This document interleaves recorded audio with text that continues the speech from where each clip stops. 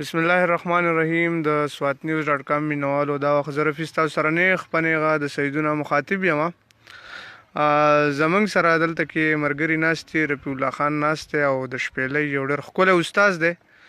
نو مناسب مې ګڼله چې راځئ د خپلو مسافرو ملګرو سره او د خپلو وطنوالو سره د شپېلۍ د اواز په دې کیمره کې ریکارډ کړو.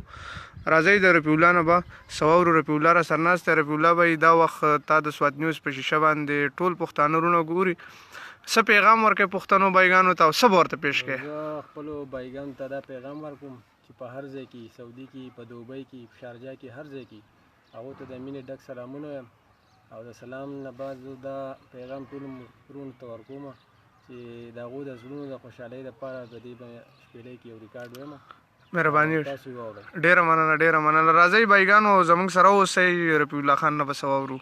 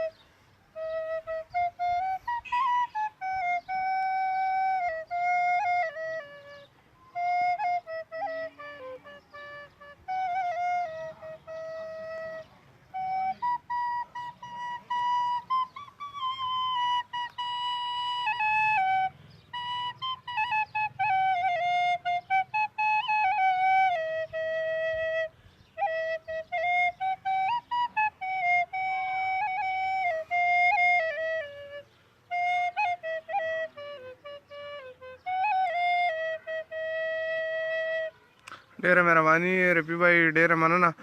د سوات نیوز مینوالو دا وخت موږ په سیدو کې ستاسو سره نیغ په نیغه مخاطب یو. وګورئ مسافر وروڼو، ښه ښکلي شنه شنه غرونه او دا شنه پټي، شنه غنم. رفیع بھائی، په یو شپېلۍ په داسې په یو دقیقه خو دې نه پرېږدو، یو غزل به راته پکې بل وی، د خپلې خوښې ووایه. دا غرونه دي بایګانو او دغه کلی دی.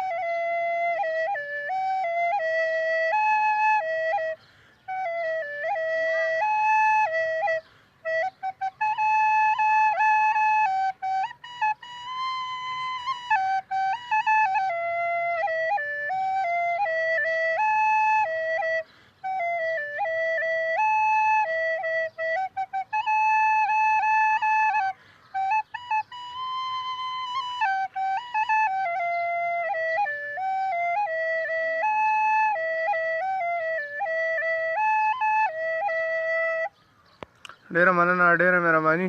سوات نیوز مینوالو دا وخت خپل خوږ رول له ورکړئ. اجازت د لوی الله په امان.